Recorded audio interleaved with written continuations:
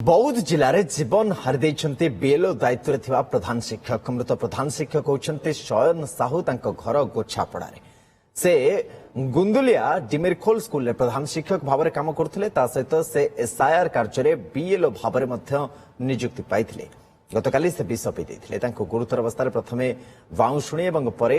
सोनपुर मुख्य डाक्तखाना भर्ती कर मृत्यु हो अन्यपक्षे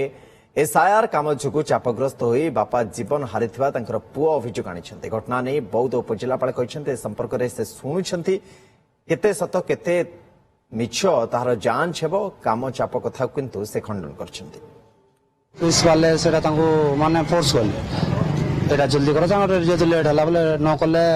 माने सस्पेंड कर दो एटा सेटा करबो बोली हां धमक ड्राइवर ताकू देले आ तापर से डिप्रेशन ही करी से डिप्रेशन लगी से माने पूरा टेंशन थिला बोले से धमक देउतिले माने सस्पेंड कर दो एक्सोजेटिव जोटा से माने कहतिले बोले से डिप्रेशन लगे